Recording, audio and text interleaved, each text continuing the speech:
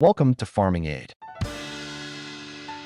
What if I told you some of the most profitable and resilient cattle on the planet don't need a single pound of grain to perform?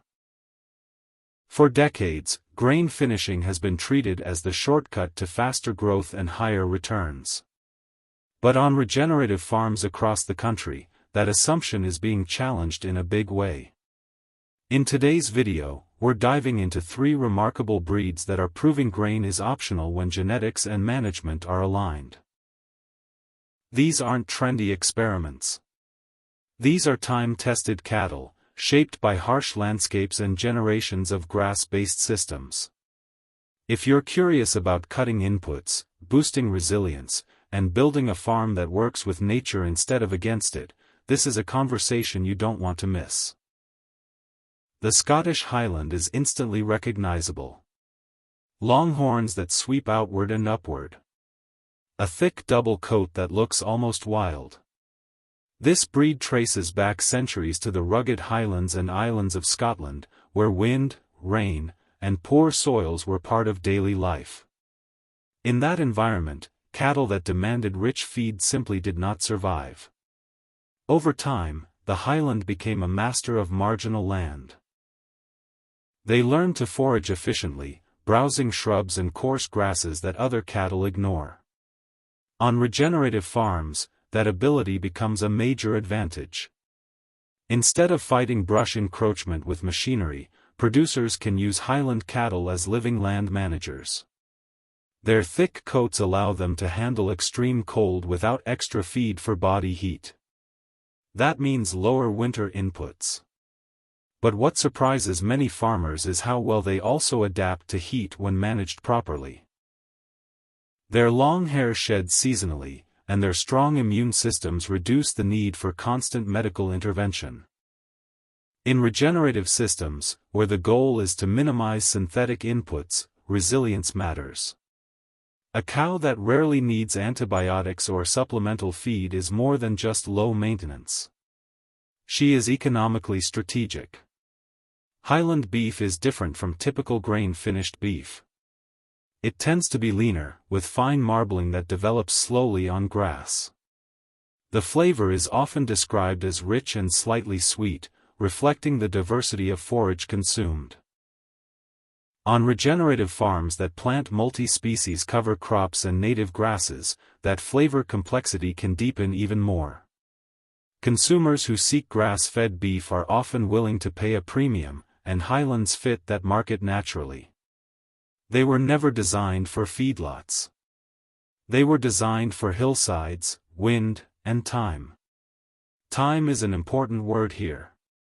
Regenerative farming is not about rushing weight gain at any cost. It is about synchronizing livestock growth with pasture health. Highland cattle mature more slowly than many commercial breeds, but they convert forage efficiently throughout their lives. They deposit fat in ways that protect them in harsh climates, which translates into consistent body condition even when pasture quality fluctuates. For farmers rebuilding depleted soils, this steady performance reduces risk. If Highland cattle represent rugged endurance, Red Devon cattle represent quiet efficiency. The Red Devon, also known simply as Devon, originated in southwest England. Like the Highlands, they were shaped by grass-based systems long before grain feeding became widespread. They are deep-bodied, red-coated cattle known for fertility, docility, and strong maternal traits. On regenerative farms, fertility is gold. A cow that breeds back reliably on forage without heavy supplementation strengthens the entire system.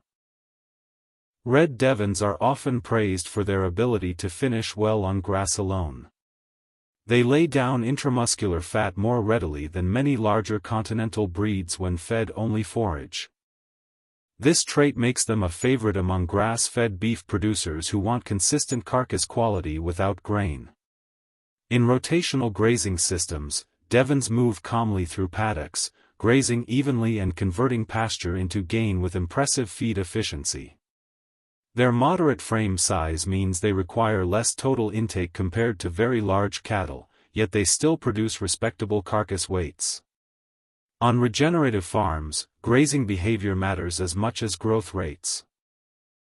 Devons tend to graze closer and more uniformly, helping to manage pasture height and stimulate regrowth when rotations are timed correctly. Their hooves are well suited to varied terrain, reducing soil compaction compared to heavier-framed animals in wet conditions. That may sound like a small detail, but soil structure is central to regenerative success.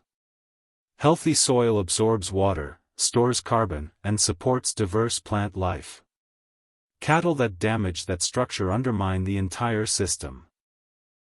Another strength of the Red Devon is adaptability.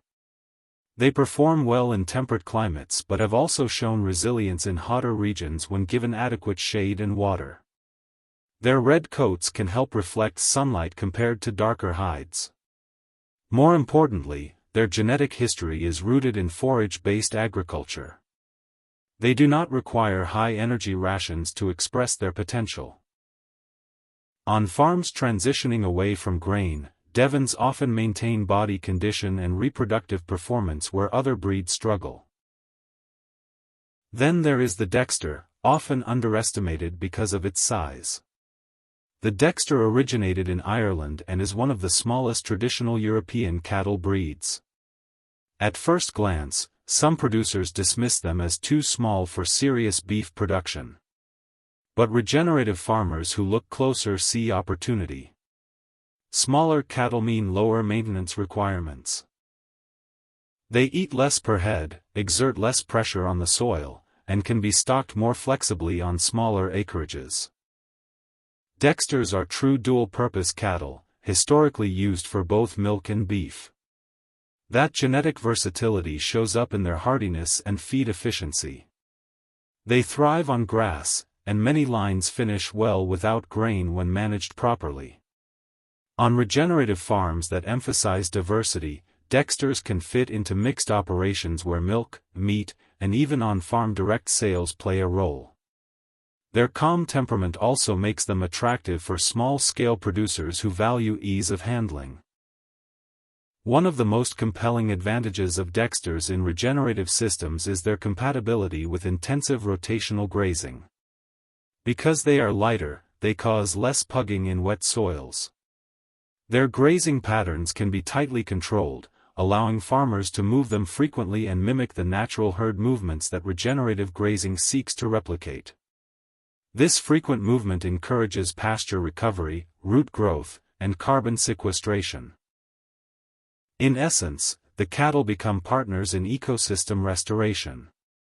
Finishing Dexters on grass requires attention to genetics and pasture quality, but when done well, the beef is richly flavored and well marbled relative to the animal's size.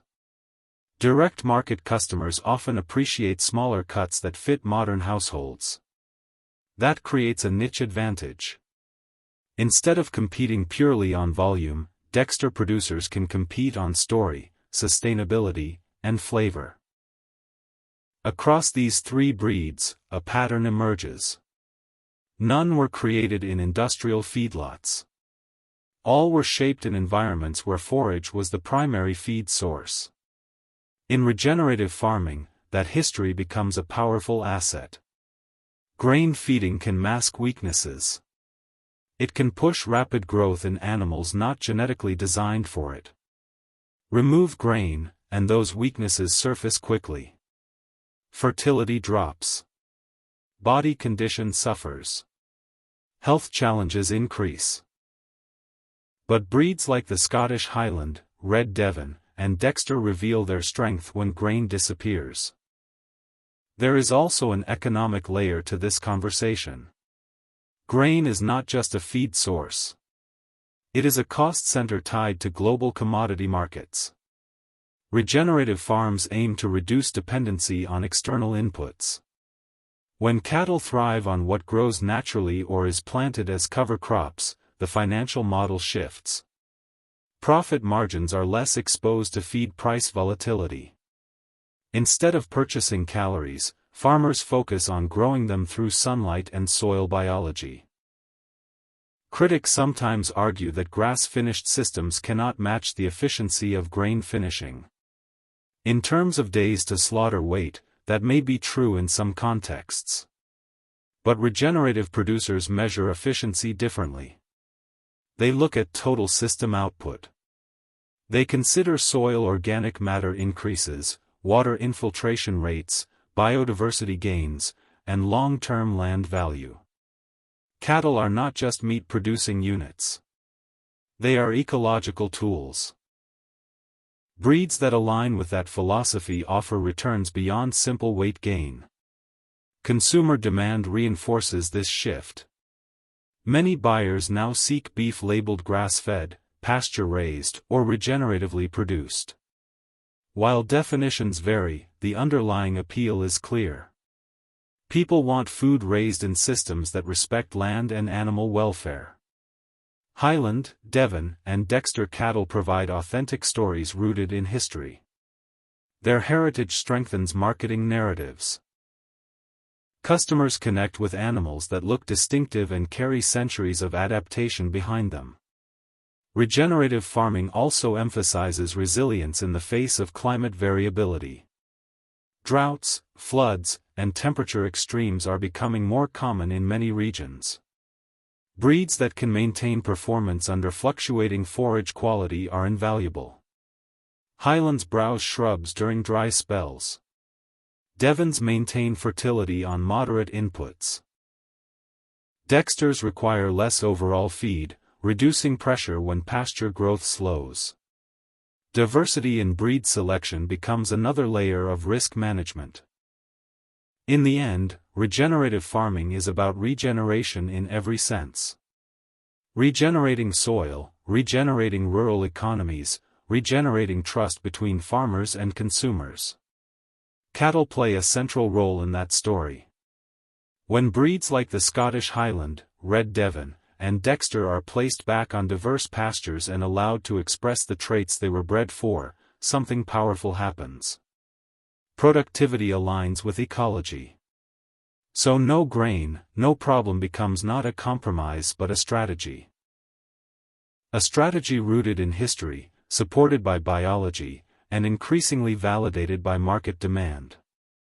For farms willing to rethink old assumptions, these three breeds offer a blueprint.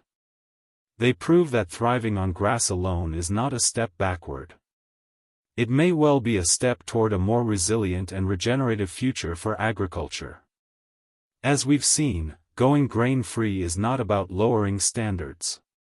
It is about raising them. When breeds like the Scottish Highland, Red Devon, and Dexter are matched with regenerative management, the results speak for themselves. Healthier soil. Lower input costs. Resilient animals. And beef that reflects the land it was raised on. These cattle prove that productivity does not have to depend on grain bins and feed trucks. With the right genetics and smart rotational grazing, grass becomes more than feed. It becomes the foundation of a profitable, sustainable system. Instead of pushing animals beyond their natural design, regenerative farms are working with biology, and that shift is changing the future of beef production. If this video gave you a new perspective on what's possible without grain, make sure you hit like, subscribe to the channel, and share your thoughts in the comments.